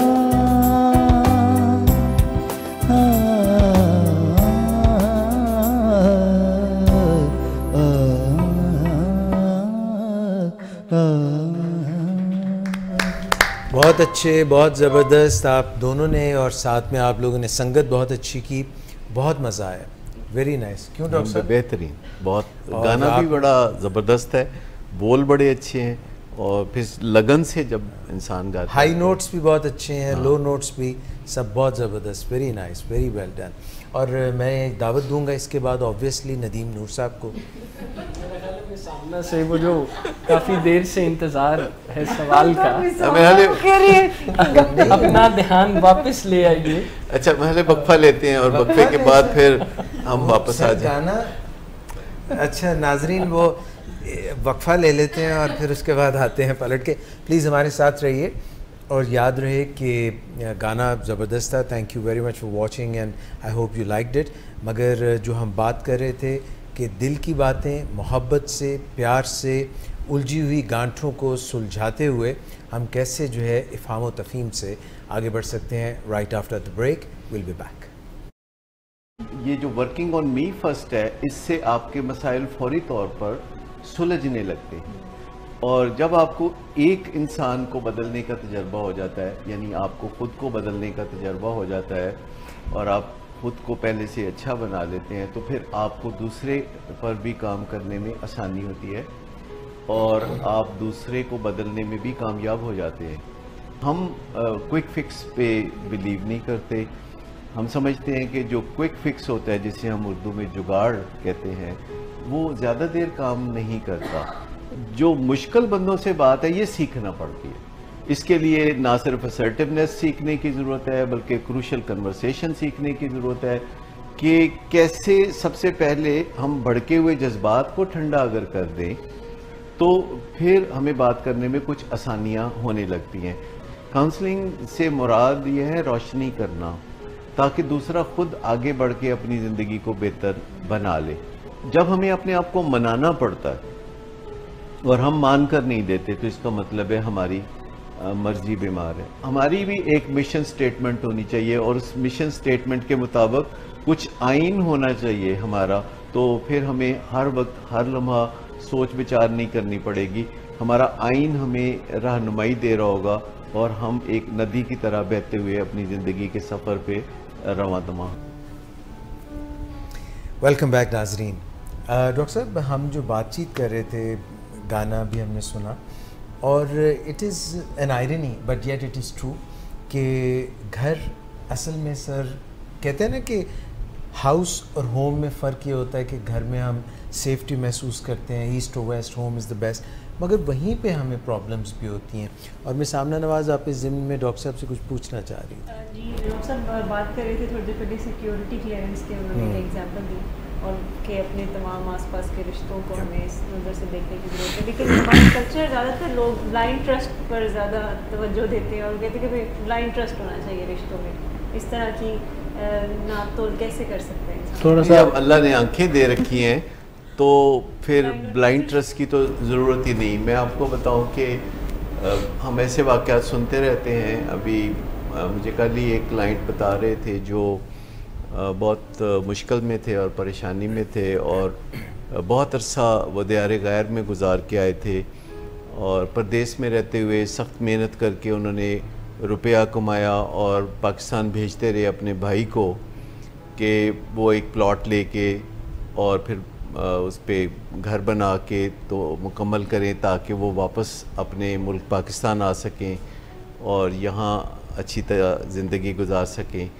और कई साल की मेहनत के दौरान उन्होंने बेपनाह सरमाया बाहर से भेजा ताकि उनके लिए एक अच्छा घर तैयार हो, जिसमें ऑब्वियसली वो अपने भाई को पैसा भेज रहे थे तो भाई ने भी साथ ही रहना था। लेकिन जब वो वापस पाकिस्तान पहुँचे तो उन्हें ये सुनकर बड़ा शौक़ लगा कि उनके भाई ने वो जो घर बनाया था वो भाई ने अपनी बीवी के नाम कर दिया। और जब उन्होंने पूछा कि ये आपने क्या किया है, तो कहता है कि मुझे अपनी बीवी से प्यार ही बहुत है और उस प्यार की वजह से उन्होंने किया है, तो बाकी आप इसमें रह सकते हैं, आपको रहने से तो नहीं हम रोक रहे। तो भाई ये भाई के खर्चे पे अपनी बीवी से प्यार। मैं तो बड़ा यानी कि सजना दे नाल ते नखरे ते वो की कहंदे ने पैसे जड़े ने वो किसी और दे। अच्छा, ये अजीब सी बात सुन के मैं बड़ा हैरान हुआ। मैंने कहा फिर क्या हुआ? कहते हैं कि फिर ये हुआ कि उन्होंने कहा कि आप भी रह सकते हैं, तो मैंने रहना शुरू कर दिया।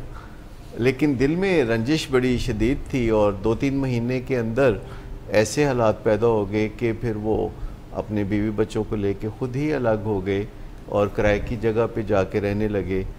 और आप सोचिए कि कई साल की मेहनत जो उन्होंने किसी और मुल्क में की थी, पाकिस्तान वापसी पर उनको जो धचका लगा वो अपने भाई से लगा। और ये कोई ताज्जुब की बात नहीं है, ऐसी बातें मैं सुनता रहता हूँ।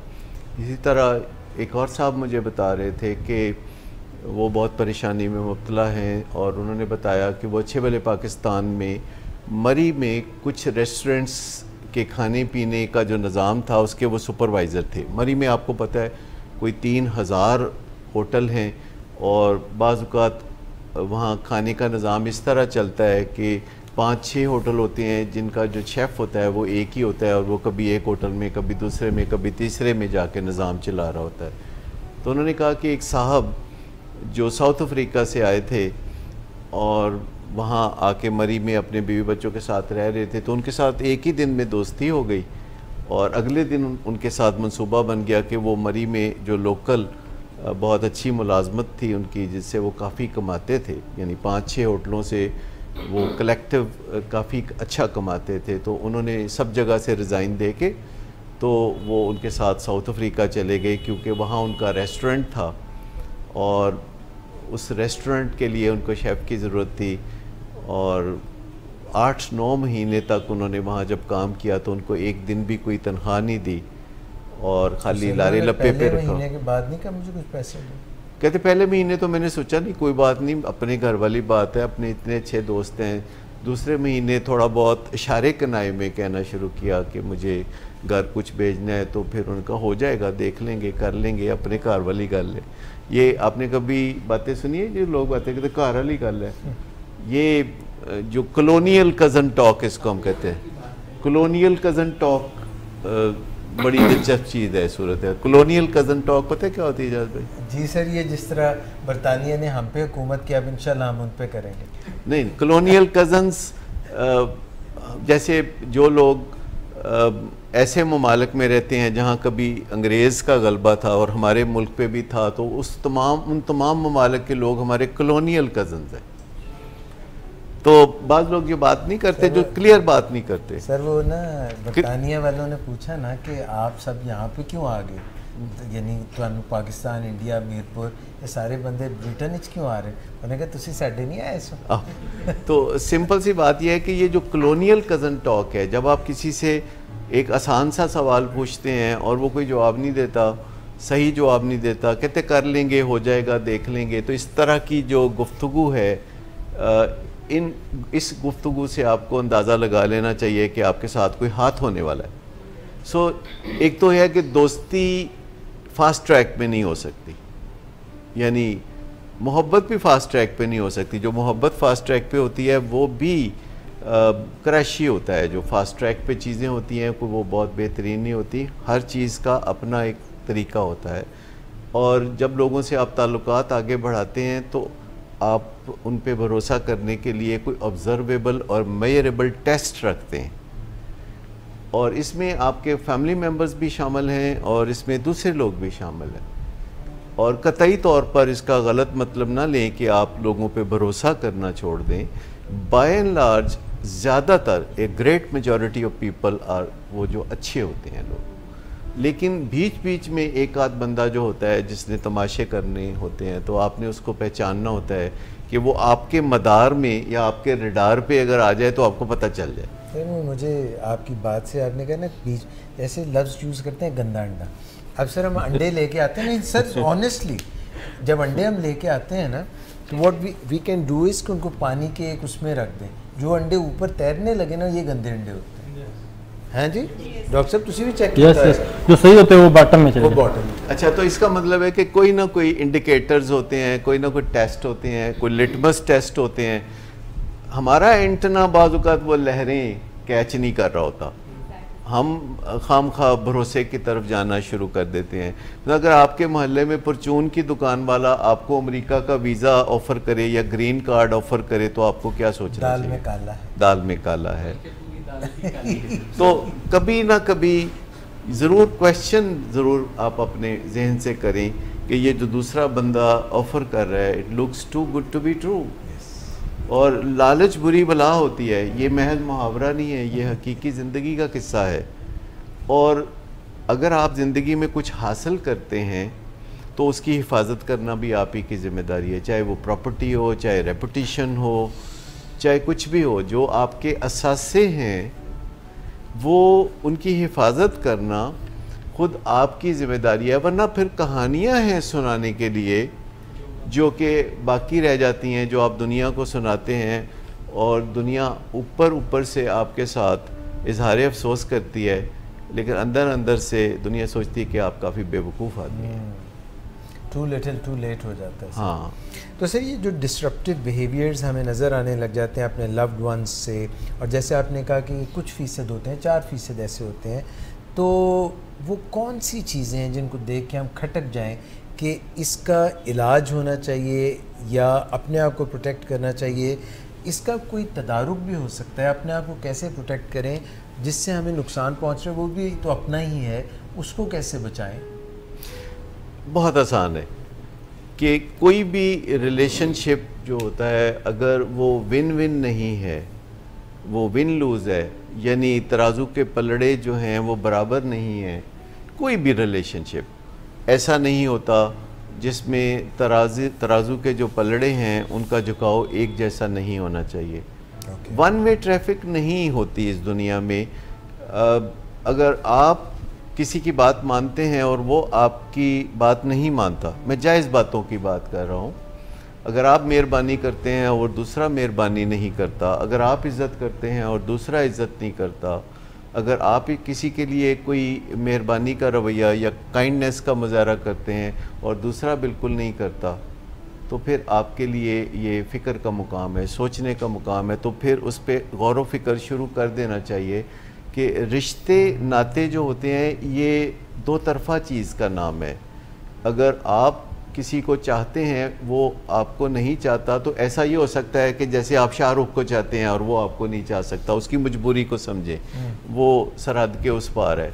लेकिन ऐन घर के अंदर आपके दिल के करीब अगर कोई शख्स है कि जिसे आप चाहते हैं, जिसे आप प्यार करते हैं, जिसका आप ख्याल रखते हैं और वो नहीं रखता, तो किसी बदगुमानी में ना रहें, किसी खुशफहमी में ना रहें, समझ लें कि मामला गड़बड़ है और इंतज़ार करते रहने की बजाय कि कोई क्राइसिस क्रिएट होगा तो मैं सारे गिले शिकवे करूँगा, आप ठंडे माहौल में बात कर सकते हैं कि आपको ये बात कोफ्त दे रही है या अजियत दे रही है या आपको ये बात अच्छी नहीं लग रही, या आप चाहते हैं कि बराबर के अच्छे रवैये आपके साथ भी किए जाएं। और जब आप ये बात कर लें, यानी आवाज़ आप उठा लें, तो फिर खामोश हो जाए, फिर हंगामा करने की ज़रूरत नहीं, हल्ला गुल्ला करने की ज़रूरत नहीं। आप दिन में 10 दफ़ा कोई गिला शिकवा कर सकते हैं और 1 मिनट के अंदर अंदर उसको समेट सकते हैं। प्रॉब्लम तब होता है जब हम किसी से नुक्ताचीनी करते हैं और उसको लंबा करते हैं और उसके बाद हम उस नुक्ताचीनी को तड़का लगा देते हैं तौहीन अमेज़ रवैये का, कंटेम्पचुअस बिहेवियर का, और फिर कोई छोटा मोटा धमाका होता है और हम खामोशियों में खो जाते हैं और काफ़ी दिन फिर खामोशियाँ रहती हैं, फिर हम भूल भाल जाते हैं, रात गई बात गई वाली बात हो जाती है और फिर नए सिरे से हमें किसी नाखुशगवार तजर्बे में से गुज़रना पड़ता है। किसी सूरत कोई लूज टॉक करने की ज़रूरत नहीं, लेकिन एक छोटा सा पैगाम आप किसी को ज़रूर दे सकते हैं। और ठंडे में बात करने से डरना नहीं चाहिए। ठंडे माहौल में बात करने से हम इसलिए डरते हैं कि उससे माहौल कहीं ख़राब ना हो जाए। अगर हमें ऐसा डर है कि हमारे बात करने से माहौल ख़राब हो जाएगा, तो इसका मतलब है कि हमें बात करने का ढंग नहीं आता। वरना जब भी हम बात करें तो या तो हमें उस बात करने से कोई सलूशन मिलना चाहिए, कोई फ़ायदा होना चाहिए, या फिर सूरत हाल जूँ की तूँ रहे तब भी कोई बात नहीं। यानी सूरत हाल नो प्रॉफिट नो लॉस पे है और आपने बात की है और दूसरे ने सुन ली है और सुनी अनसुनी कर दी है, पर कोई फर्दर नुकसान नहीं हुआ, तो कम से कम आपने बात कर ली या एक दफ़ा बात कर ली। हो सकता है अगली दफ़ा बात करने से फ़ायदा हो। नॉर्मली कोई हार्ड एंड फास्ट रूल तो नहीं है। मेरा ख़्याल है कि जब आप अहले खाना से या किसी वर्क प्लेस पे कॉलीग से बात करते हैं तो आपको ज़हनी तौर पर तैयार रहना चाहिए कि कम से कम आप 5 दफ़ा बात करेंगे तो उसके नताइज निकलना शुरू हो जाएंगे। आप ये ना सोचें कि आपने एक दफ़ा बात की है तो नतीजा नहीं निकला तो बस मायूसी है। आप दूसरी दफ़ा बात कर सकते हैं और जब आप बात करते हैं तो उसको 1 मिनट के अंदर समेटते हैं। यानी आप किसी से कहते हैं कि मुझे ये गिला शिकवा है, जो 20 सेकंड में आप कहते हैं। फिर आप बताते हैं कि आप कैसा महसूस करते हैं, आपको दुख लगता है या आपको तलखी होती है या आपको बेचैनी होती है या आपको गुस्सा आता है। फिर 20 सेकंड और गए। बाकी के आखिरी 20 सेकंड में आप अपनी प्रेयर, जैसे जजों के सामने नहीं आप प्रेयर करते, जब आप वकला के ज़रिए अदालतों में पेश होते हैं तो आखिर में एक चीज़ होती है प्रेयर, कि आप चाहते क्या हैं। तो आप उसमें बयान करते हैं कि आप ये चाहते हैं, आप चाहते हैं कि आइंदा मेरे साथ ऐसा रवैया ना किया जाए, और अगर कोई मज़ीद मेहरबानी भी आप फरमा सकें तो मैं मशकूर हूँगा।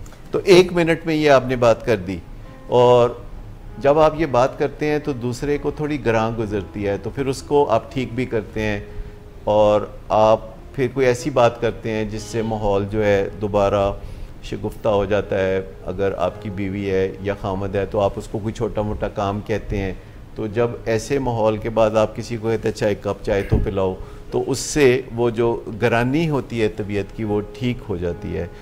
या आप घर के किसी फ़र्द के साथ बात कर रहे हैं तो फिर आप उन्हें कहते हैं कि चलो टीवी प्रोग्राम देखते हैं, या चलो मुझे ज़रा शॉपिंग करने जाना है तो आप मेरे साथ चलें, या आप कोई राय मशवरा तलब करते हैं। क्योंकि जब आप नुक्ताचीनी करते हैं, चाहे वो कितना भी शाइस्तगी से करें, तो दूसरे की इज़्ज़त नफ्स पे थोड़ी चोट लगती है, और उस चोट को फिर मरहम देना, उसको सहलाना भी हमारी जिम्मेदारी होती है। वो आपसे तो हम सवाल करते ही रहते हैं, मगर मैं सोच रहा था कि एक सवाल मैं डॉक्टर सादिया से करूं दाएं तरफ, और एक मैं बाएं तरफ जो है ना डॉक्टर अमानुल्लाह से। ज़रूर। मिस डॉक्टर सादिया, आपसे सवाल ये है कि अभी डॉक्टर साहब ने एक बात की कि जब हम जज साहब के सामने पेश होते हैं तो हम कहते हैं मी लॉर्ड मेरी इस्तदा ये है जी सर कि अगर आप मैंने जो भी आपको बताया उस पर आप कुछ अमल दरामद कर दें, मेरी दाद रसी कर दें और कुछ इजाफी भी कर दें। ये एक होता है लॉ ऑफ रेसिप्रोसिटी, जिसका मतलब है कि जो बकरे ने मारा है बकरी को सींग, तो बकरी भी मारेगी बकरे को सींग।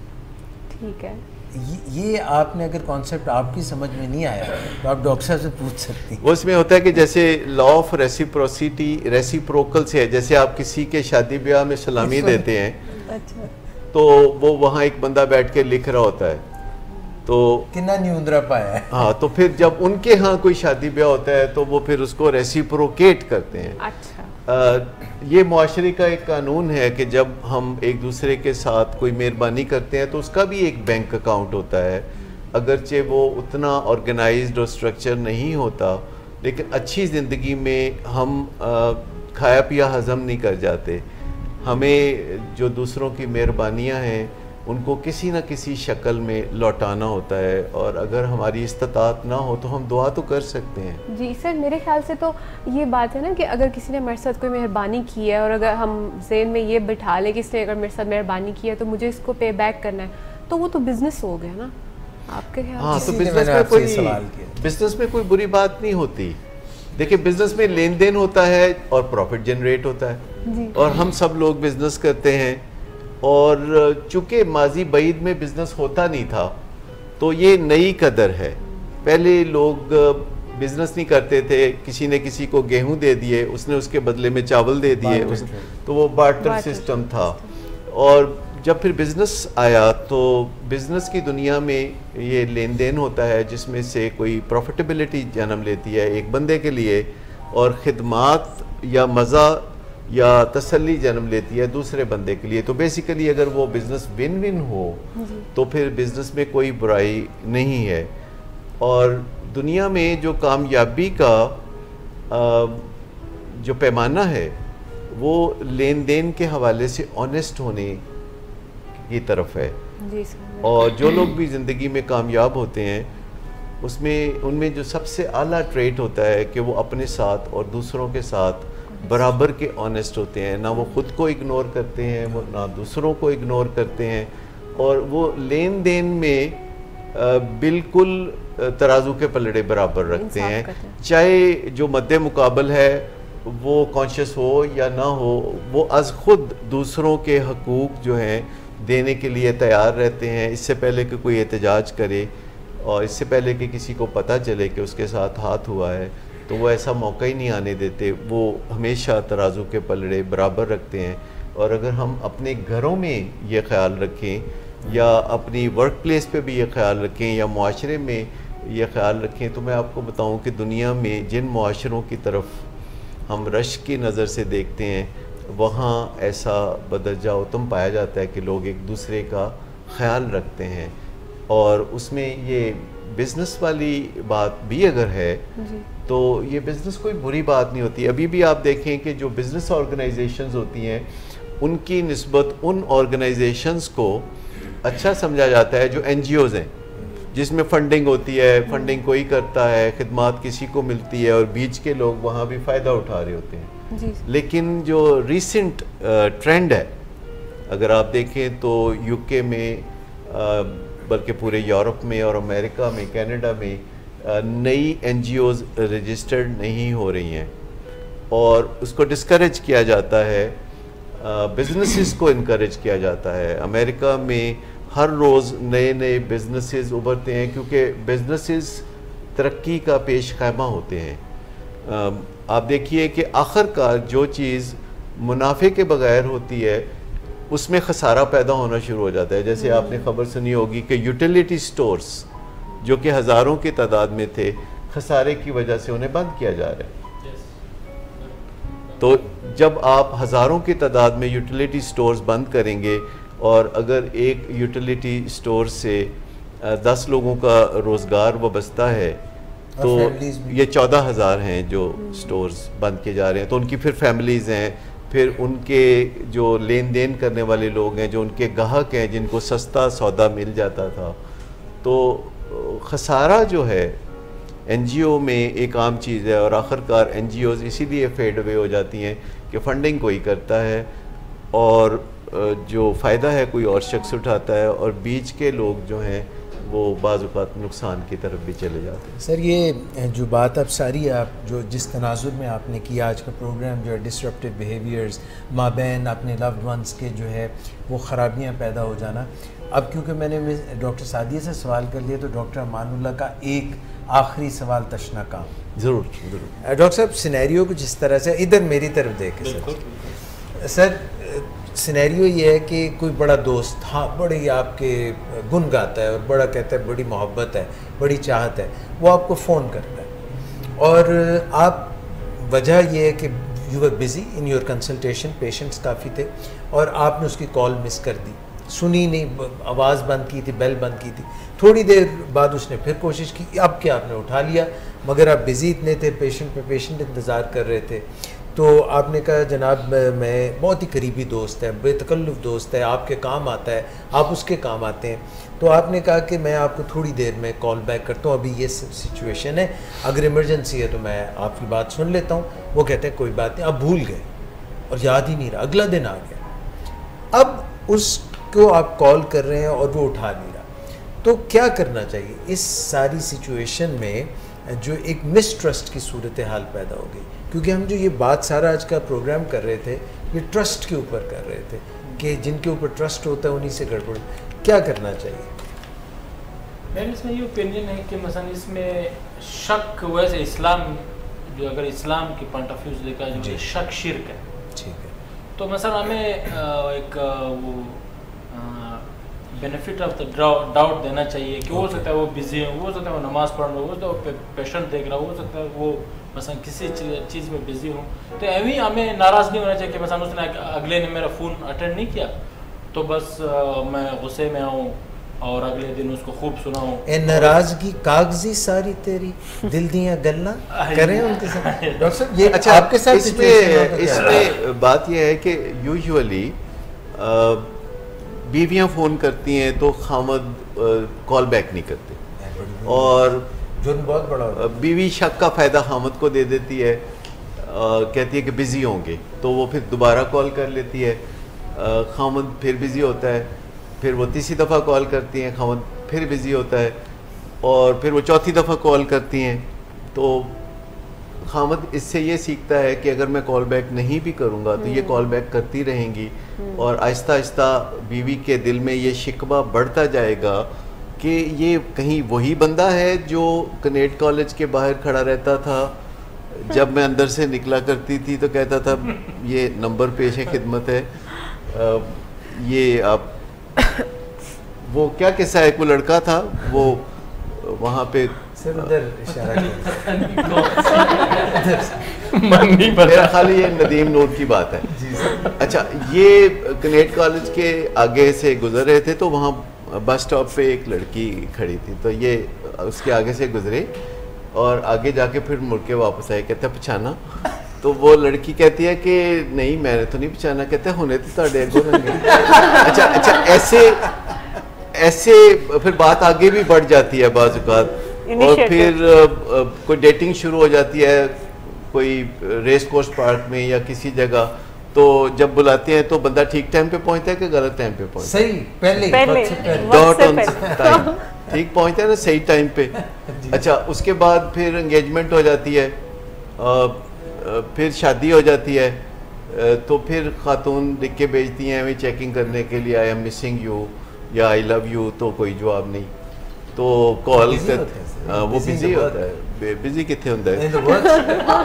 Earning money sir. ऑफशोर कंपनियां होती हैं वो सर ऑफशोर कंपनियां कहाँ से आ गई? होते मसाइल मालियाती हैं पर कंपनियां ऑफशोर। ये सर जरा थोड़ी सी रोशनी पाए जी। ये ऑफशोर कंपनियां मैंने सुनी थी पॉलिटिशियंस की, लीडर्स की, फलानों की, ये सर ये रिलेशनशिप में मियां बीवी में ऑफशोर कंपनी का से जो बीवी होती है तो उसको तो आपने टैक्स अदा करना होता है ना, क्योंकि टैक्स से जिस तरह मुल्क का निज़ाम टैक्स से चलता है तो घर का निज़ाम भी तो टैक्स से चलता है ना। यानी उसको पेमेंट, घर की कमोडिटीज, ये वो ग्रोसरीज, हाँ उनका ख्याल। अच्छा, जैसे अगर आप अपने मुल्क में सरमायाकारी करते हैं, बिजनेस करते हैं, तो उस पर आपको टैक्स देना पड़ता है, लेकिन अगर आपकी ऑफशोर कंपनी है तो उधर कोई टैक्स नहीं देना पड़ता। तो बंदा भी जब शादी हो जाती है और वो ऑफशोर कंपनी होती है जहाँ कोई टैक्स भी नहीं देना पड़ता, तो वो उधर बिजी हो सकता है। तो बीवियों को पता रखना चाहिए। सर ये नया कॉन्सेप्ट हो गया। पता रख मतलब एक दफ़ा बीवी को कॉल करनी चाहिए, और फिर कॉल बैक आए तो आए, नहीं आए तो फिर उस पर बात होनी चाहिए। इतवार की दोपहर को जब रावी चैन लिखता है तो बैठ के कहते हैं कि ये बात करनी है कि आप वही हजरत हैं ना। लेकिन कई दफ़ा ख़वातीन जो हैं वो अपनी जब खावत से पूछती हैं कि आप देर से क्यों आए हैं, तो वो कहती हैं कि तुम कौन होती हो मुझे पूछने वाली कि मैं देर से क्यों आया हूँ। उनके पास जवाब भी नहीं होता। तो ये वो खातून कहती है अच्छा ऐसे देख, हालांकि उसको बताना चाहिए कि मैं वही हूँ जिसको 250 बंदा लेके आप यहाँ नहीं आए थे, याद नहीं? अब बताते हैं उसे, कुछ थोड़ा बहुत इशारे देते हैं कि वो ये हुआ था, वो हुआ था, फलां वाक़या हुआ था, मैं वही हूँ।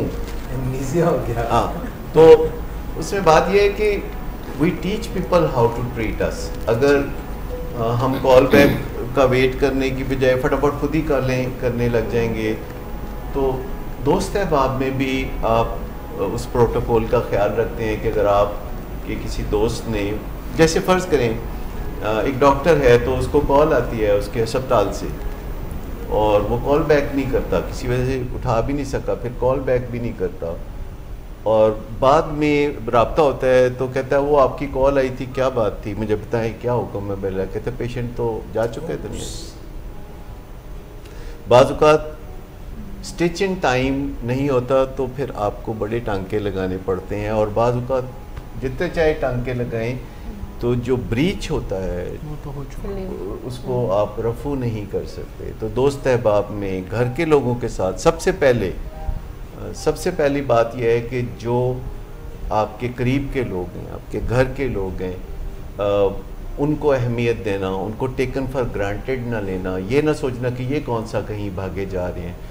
तो जब आप इन वैल्यूज़ के साथ ज़िंदगी में चल रहे होते हैं तो ये नौबत ही नहीं आती कि कोई हाथापाई होगी या डिसरप्टिव बिहेवियर होगा। जब थोड़े को ज़्यादा समझेंगे, स्मॉल पिक्चर को बिग पिक्चर का तसव्वुर देंगे, तो फिर जब छोटे दाग को आप बड़ा दाग समझेंगे तो फिर आप अपनी ज़िंदगी को डिट्रैक होने से बचा सकते हैं।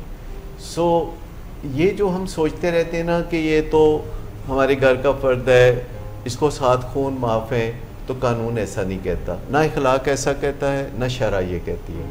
तो जब भी हम कुछ भी इंटरेक्शन में होते हैं तो हमें कुछ पैमाने हैं जो मदद दे सकते हैं कि शरा क्या कहती है, कानून क्या कहता है, इखलाक क्या कहता है और रवायात क्या कहती हैं। इन सब को मद्देनज़र रखते हुए हम फैसला कर सकते हैं कि हमें क्या लायहा अमल इख्तियार करना चाहिए और बात को बिगड़ने से पहले संवार लेना चाहिए।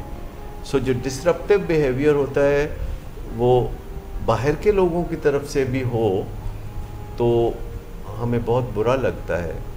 तो घर के लोगों की तरफ से हो तब भी बुरा ही लगना चाहिए। महज इस वजह से कोई हमारा बेटा है या भाई है या खामद है या बीवी है वो हमसे बदसलूकी करे तो ये काबिल कबूल नहीं हो सकती। हम ज़रूर कम्युनिकेट कर सकते हैं और उसके लिए जो इल्म चाहिए, बात करने के लिए जो इल्म चाहिए उसको कहते हैं असर्टिवनेस। उसकी और प्रैक्टिकल शक्ल है जिसे क्रूशल कन्वर्सेशन कहते हैं कि मुश्किल बंदे से मुश्किल मौके पर जो मुश्किल बातें हैं वो कैसे करें। अच्छा, फिर क्रूशल कन्फ्रंटेशन सीख सकते हैं आप कि जब कोई आपसे वादा करके तोड़ता है तो कैसे बात करते हैं, जब आपकी एक्सपेक्टेशन जो है कोई पूरी नहीं करता तो कैसे बात करते हैं। फिर इसके ऊपर भी एक है कि आप निगोशिएट करते हैं, आप साइकोडायनेमिक्स देखते हैं उसके कि मज़ाकरात करते हैं आप। मज़ाकरात एक दो तरफ़ा चीज़ है जिसमें आप बात सुनते हैं फिर आप बात करते हैं, फिर आप जवाब सुनते हैं फिर आप बात करते हैं। और अगर कोई आपकी बात ना सुने और अपनी बात सुनाना चाहता है तो फिर आप खामोशी से बात सुनते हैं, उसके खामोश होने का इंतज़ार करते हैं। क्योंकि जो लोग डिसरप्टिव बिहेवियर या अग्रेसिव बिहेवियर्स करते हैं, अगर आप उनकी बात सुन लें तो वो तोड़ फोड़ नहीं करेंगे और आप उनकी बात बड़ी तवज्जो से और रिस्पेक्ट से सुनते हैं। अगर वो 10 मिनट की एक बातों की बौछार करते हैं तो आपकी तो कोई एनर्जी खर्च नहीं हो रही, आपका तो कोई पेट्रोल खर्च नहीं हो रहा, तो आप उनकी बात सुनते हैं। जब वो बोलते बोलते थक हार कर खामोश होते हैं तो फिर आप बात शुरू करते हैं। अगर वो फिर झपट पड़ते हैं और फिर बातें करते हैं बहुत सारी, तो आप फिर सुन लेते हैं, क्योंकि बात सुनने में कोई बिल नहीं आता। और फिर जब वो थक हार के निढाल होकर खामोश होते हैं तो आप जान की अमान पा के, आप पूछ के, आप तसल्ली करके तो अपना नुक्ता नज़र मुख्तसर बयान करते हैं। लेकिन याद रखें कि कभी भी किसी एक मसले को फिलफौर हल नहीं किया जा सकता एक ही गो में।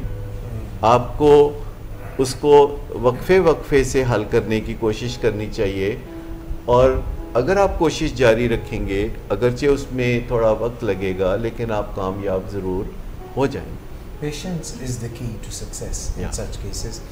मैं एक दफ़ा फिर से तमाम शुरका का शुक्रगुज़ार हूँ। Doctor Amanullah, thank you very much. बसामना नवाज़, आपका बहुत शुक्रिया। नदीम नूर साहब, डॉक्टर सादिया, और इससे पहले कि मैं डॉक्टर सदाकत अली का शुक्रिया अदा करूँ, मैं ख़ास तौर पे जो है मिस नादिया शेख का शुक्रिया अदा करता हूँ। आपने बहुत अच्छा गाना गाया भी, आपने विलिंग वेज के साथ मिल के। हम उम्मीद करते हैं कि आइंदा प्रोग्राम्स में भी आप शामिल होती रहेंगी। It was pleasure having you on the show. और सुल्तान साकिब बलोच तो हमारे दिलों के सुल्तान हैं, आपका बहुत शुक्रिया and thank you very much. Asad Asghar, Rizwan, आपका बहुत शुक्रिया, थैंक यू। आपने ख़ास तौर पे गाने में तबला बजाया, प्रोग्राम के दौरान नहीं बजाया। एजाज भाई, वो हमारी जो इंजीनियर्स हैं, जो हमारी टीम है, तो उन सब का भी तो ये जो एक्सपर्ट्स हैं जिनकी वजह से कामरान साहब का हम शुक्रगुजार हैं। हम शुक्रगुजार है कामरान, डॉक्टर अमानुल्लाह के स्टाइल में मैं बोलूँगा। और फिर जो इधर हमारे दोस्त ये जिसका नाम अरसलान मलिक है, ये भी बहुत, इसका भी शुक्रिया। और उधर राशिद का शुक्रिया और इर्तिसाम के इंतज़ाम का शुक्रिया। आप सबका बहुत शुक्रिया doctor Amanullah, thank you very much. So ladies and gentleman, नाजरीन, बहुत शुक्रिया आपका। May you have a very pleasant weekend and a very pleasant Friday evening. इंशाल्लाह फिर you asked for it program के साथ दोबारा हाजिर होंगे। Doctor Sadaqat Ali, thank you very much, जज़ाकल्लाह। And everybody out there, have a very nice weekend. अल्लाह हाफ़िज़।